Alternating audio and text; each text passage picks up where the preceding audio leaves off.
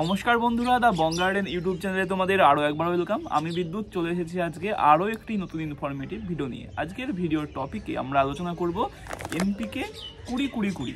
মানে এই এনপিকেটা একটি ব্যালেন্স এনপিকে, মানে 20 ভাগ রয়েছে নাইট্রোজেন, 20 ভাগ রয়েছে ফসফেট এবং 20 ভাগ রয়েছে পটাশিয়াম। ডিটেলসে আমরা জানবো এটা কীরকমভাবে অ্যাপ্লাই করতে হয়, কেন অ্যাপ্লাই করতে হয়, কি জন্য আমরা এটা গাছে ব্যবহার করব, কি কি উপকার আছে না আছে, পুরো ডিটেলসে জানবো। একটি গাছকে বেঁচে থাকার জন্য 3টে মুখ্য খাবারের গাছের প্রয়োজন। আমাদের যেমন প্রয়োজন কি, আমাদের প্রয়োজন প্রোটিন, কার্বোহাইড্রেট এবং ফ্যাট। গাছের ঠিক তেমনই প্রয়োজন হচ্ছে এনপিকে।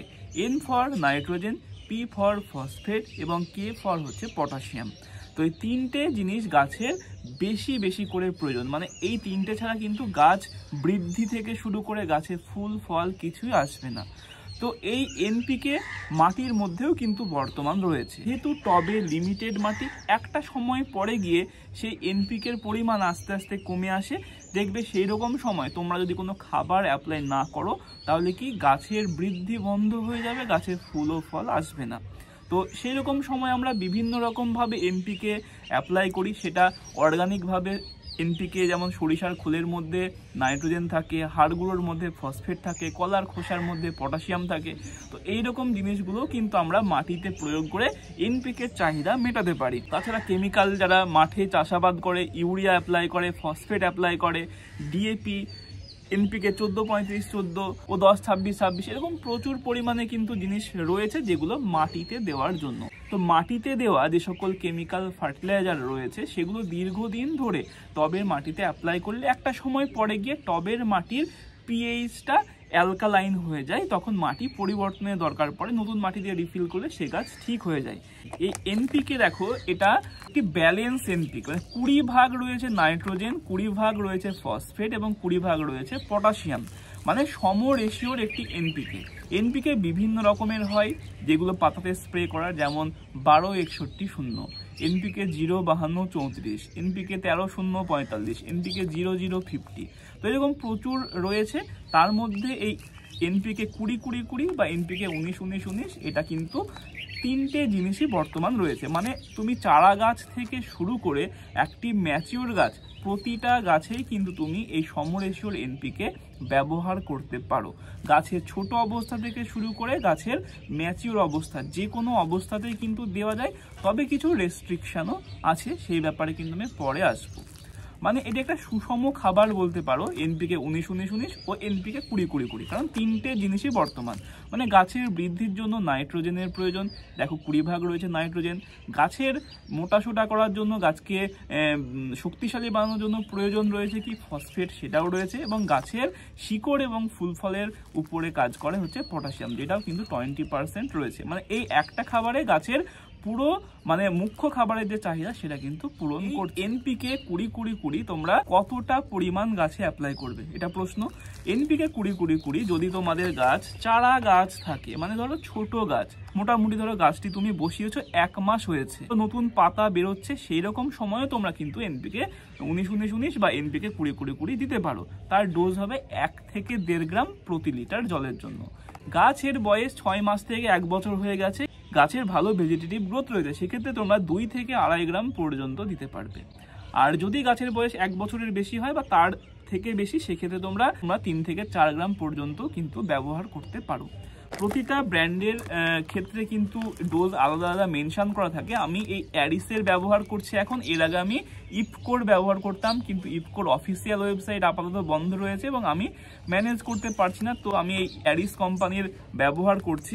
এনপিকে কখন গাছে প্রয়োগ করবে, সকালে না সন্ধ্যার দিকে? দেখো, যদি তোমরা শীতের সময়, মানে এই টাইমটাতে যদি স্প্রে করতে চাও তাহলে সকাল 7-8টার পরে, মানে কুয়াশা কেটে গেছে, হালকা হালকা রোদ উঠছে, সেরকম সময় ব্যবহার করো। যদি গরমে প্রয়োগ করতে চাও তাহলে তোমরা বিকেলের পরে করতে পারো, সেক্ষেত্রে কিন্তু বেস্ট রেজাল্ট আসে। এই দুটো টাইম কিন্তু করবে। বিশেষ করে গরমকালে যখন সূর্য উঠে যাবে সেরকম সময় কিন্তু স্প্রে করবে না, খুব সকালে করতে পারো বা বিকেলে করবে। শীতের সময় কি হালকা রোদ উঠবে সেরকম সময় করবে। এই যে এনপিকে 20-20-20, এর সাথে অন্য কোনো উপাদান কি মেশানো যাবে? ধরো কোনো পেস্টিসাইড বলো বা কোনো ফাঙ্গিসাইড বা কোনো পিজিআর মেশানো কি উচিত না উচিত নয় যদি আমরা ছাদের বাগানে স্প্রে করি? তো দেখো, ইউজ করলেই করা যায়, কিন্তু ধরো তোমাদের আমি রেকমেন্ড করলাম, তোমরা সেক্ষেত্রে ওভারডোজ করে ফেললে সেক্ষেত্রে কিন্তু প্রবলেম আসতে পারে। তো আমি তোমাদের রেকমেন্ড করবো প্লেন অ্যাপ্লাই করো, কোনো কিছু মেশানোর দরকার নেই। নর্মাল এই এনপিকে 20-20-20 যেরকম তোমাদের গাছের সাইজ সেই অনুপাতে ডোজ মেনটেন করো। 1 লিটার জলে নাও বা তার থেকে তোমাদের যদি বেশি গাছের সংখ্যা থাকে সেরকম করে রেশিও মেনটেন করো, দিয়ে তোমরা প্লেন অ্যাপ্লাই করো। তার 4-5 দিন বাদে যদি তোমাদের কোনো পেস্টিসাইড অ্যাপ্লাই করার থাকে পেস্টিসাইড অ্যাপ্লাই করো, যদি কোনো পিজিআর অ্যাপ্লাই করার থাকে পিজিআর করো, যেটা তোমাদের প্রয়োজন।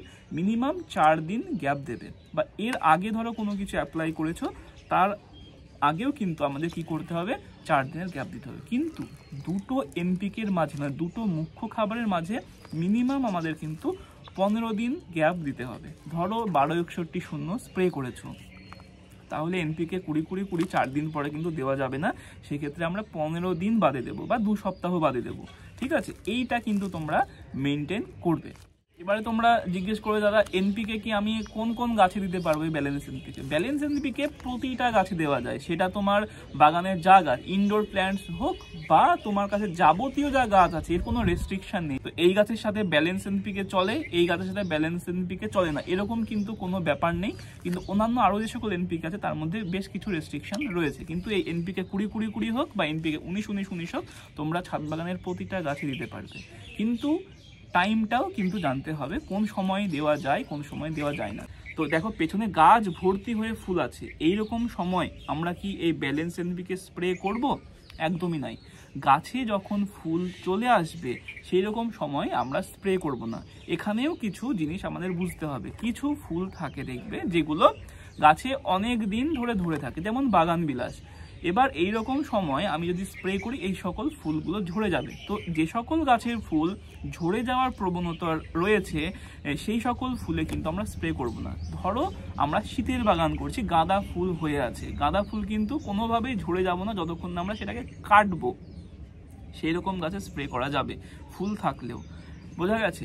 যে সকল গাছের ফুল ঝরে যাওয়ার প্রবৃত্তি রয়েছে, ঝরে যেতে পারে, আগামী ঝরে যেতে পারে, সেই রকম গাছে ফুল থাকা অবস্থায় স্প্রে করা থেকে বিরত থাকবো। সেটা প্রতিটা স্প্রের ক্ষেত্রে কিন্তু প্রযোজ্য, শুধুমাত্র যে এনপিকে 19-19 নয়, যে কোনো স্প্রে কিন্তু ফুল থাকা অবস্থায় এইরকম গাছগুলোতে স্প্রে করা যাবে না। ধরো কোনো ফল গাছে স্প্রে করতে চাইছো, ধরো লেবুর ফুল হয়ে আছে, সেরকম সময় কিন্তু দেওয়া যাবে না, হয় ফুলের আগে বা ফল সেট হওয়ার পরে।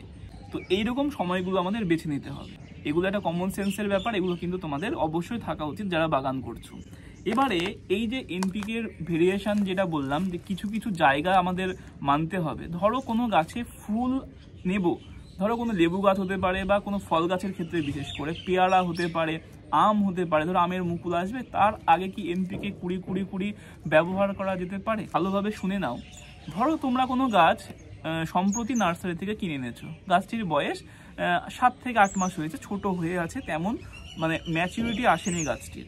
ধরো এই সিজনে সেই গাছটির ফুল হওয়ার সময়, ফল হওয়ার সময়, তো সেই রকম সময় আমরা ফুলের আগে, ধরো ফুল ধরার সময় ধরো ফেব্রুয়ারি মাস, আমরা এই জানুয়ারি মাসের শেষ সপ্তাহে গিয়ে আমরা এই এনপিকে 20-20 ব্যবহার করতে পারি।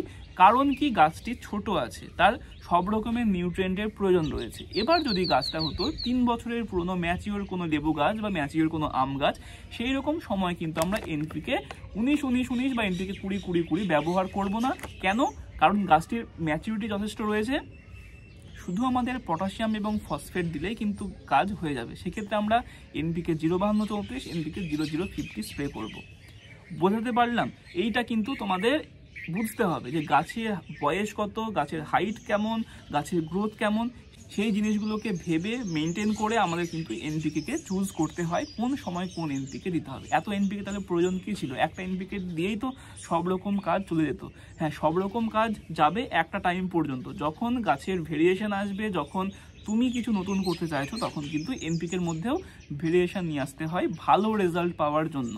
দাদা এনপিকে তো কেমিক্যাল, তা এটা দিলে কি কোনো ক্ষতি হবে না? তো দেখো, প্রতিটা জিনিসের একটা সাইড ইফেক্ট থাকে।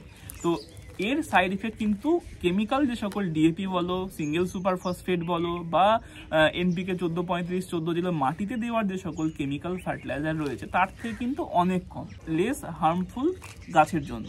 তো আমরা কি করব, ম্যাক্সিমামটা চেষ্টা করব পাতাতে দেওয়ার জন্য, পাতাতে স্প্রে করব, মাটিতে আমরা অর্গানিক খাবার দেব। যদি তোমরা আমাকে জিজ্ঞেস করো যে দাদা এই এনপিকে 20-20-20 বা অন্য যে সকল এনপিকে গুলো আছে সেগুলোকে আমরা মাটিতে অ্যাপ্লাই করতে পারি, হ্যাঁ মাটিতেও তোমরা যদি চাও ওই কেমিক্যাল যে সকল ডিএপি আছে, ফসফেট আছে, ওর পরিবর্তে এই সকল এনপিকেও কিন্তু জলে গুলে টবের মাটিতেও তোমরা অ্যাপ্লাই করতে পারো। সেক্ষেত্রে তোমাদের ডোজটা একটু বেশি দিতে হবে, মানে লিটারে তখন 5 থেকে 7 গ্রাম পর্যন্ত চলে যাবে। কেমন, এটা আশা করি তোমাদের বোঝাতে পেরেছি। এবারে এই যে গ্রামের কথা বলছি, তাহলে গ্রামটা কিভাবে কত কি করে বুঝবো কোনটাতে কত গ্রাম? নর্মাল যে একদমই ছোট যে টেবিল স্পুনগুলো হয় সেগুলোর হাফ চামচ ইকুয়াল টু হচ্ছে 1 থেকে 1.5 গ্রাম। যদি তোমরা ফুল চামচ নাও সেটা 2.5 থেকে 3 গ্রাম সমতুল্য হবে। সেইভাবে তোমরা মেজার করে নেবে, মেজার করে তোমরা অ্যাপ্লাই করবে। একটু আধটু বেশি কম হলে কিন্তু তেমন সমস্যা হবে না। তো এইরকমভাবে প্রত্যেকটা এনপিকে নিয়েই কিন্তু আমি ডিটেলস ভিডিও তোমাদের প্রোভাইড করতে থাকবো। অনেকের মনেই প্রশ্ন থাকে এবং অনেকে কমেন্ট সেকশনে কমেন্টস করে যে দাদা এত খাবারের কি প্রয়োজন রয়েছে, যে কোনো একটা খাবার দিয়ে কি গাছ করা যায় না? হ্যাঁ অবশ্যই একটা খাবার দিয়েও গাছ করা যায়। আমরা ভাত লবণ খেয়েও কিন্তু বেঁচে থাকবো, তাই বলে কি আমরা সবজি মাংস ডিম এগুলো কি মানে বাদ দেবো বা এগুলো কি খাবো না? খাবো। সব জিনিসই গাছের অল্প বিস্তর প্রয়োজন রয়েছে। অনেকে বলে যে দাদা মাটিতেই তো গাছ খুব সুন্দর হয়। দেখো ভাই, এটা একটা ছোট্ট ধরো একটা টব, এই টবে দেখো এরকমভাবে ফুল ধরে আছে, 4 থেকে 5 ইঞ্চির টব, কতটা মাটি রয়েছে? সামান্য মাটি রয়েছে। এবার এই মাটিতে একটা সময় পরে গিয়ে তো সেই খাবারটা ফুরিয়ে আসবে না, সেখানে এনপিকের পরিমাণ বলো, মাইক্রোনিউট্রিয়েন্ট ধরো বোরন, ম্যাগনেসিয়াম, কপার, জিঙ্ক, মলিবেডেনাম, এছাড়াও যে সকল মাটির মধ্যে যে সকল ব্যাকটেরিয়া বলো, ফাঙ্গাস বলো, সেগুলো একটা টাইম পরে গিয়ে তার পরিমাণটা কমে আসে, সেইখানে সেই সকল নিউট্রিয়েন্টগুলো আস্তে আস্তে কমে যায়। সেক্ষেত্রে কী হয়, গাছ দেখবে বাড়া বন্ধ হয়ে যাবে, ফুল আসবে না। তো আমরা কি করব, যদি বাইরে থেকে সাপ্লিমেন্ট গাছকে না দিই, টবের গাছের ক্ষেত্রে কি করে সম্ভব বলো? সেটা কি সম্ভব? সম্ভব নয়। মাটির গাছ আর টবের গাছ আকাশ পাতাল কিন্তু পার্থক্য। এটা তোমাদের আমি অনেক আগে থেকে বলে আসছি, দুটো করার মধ্যে অনেক পার্থক্য কিন্তু রয়েছে। কারণ এই ছোট্ট একটি জায়গাতে তাকে জল ঠিকঠাক করে মেনটেন করে দেওয়া, অতিরিক্ত জল হলে গোড়া পচে যাবে, সেক্ষেত্রে অতিরিক্ত খাবার হলে সমস্যা আসবে। তো একটা ব্যালেন্স ডায়েট, ব্যালেন্সভাবে তুমি যদি গাছকে করতে পারো, সেই ক্ষেত্রে তুমি রেজাল্টটা দেখতে পারবে। এবং সঠিক সময়ে সঠিক খাবার তোমাদের কিন্তু দিতে হবে। আর সঠিক সময়ে সঠিক জিনিস তোমরা দ্য বং গার্ডেন ইউটিউব চ্যানেলেই পাবে। ফলো করো, পরপর কিন্তু আমি এনপিকে সিরিজ নিয়ে আসবো, পেস্টিসাইডের সিরিজ নিয়ে আসবো, ফাঙ্গিসাইডের সিরিজ, পরপর কিন্তু ভিডিও মানে আপলোড কিন্তু হতেই থাকবে।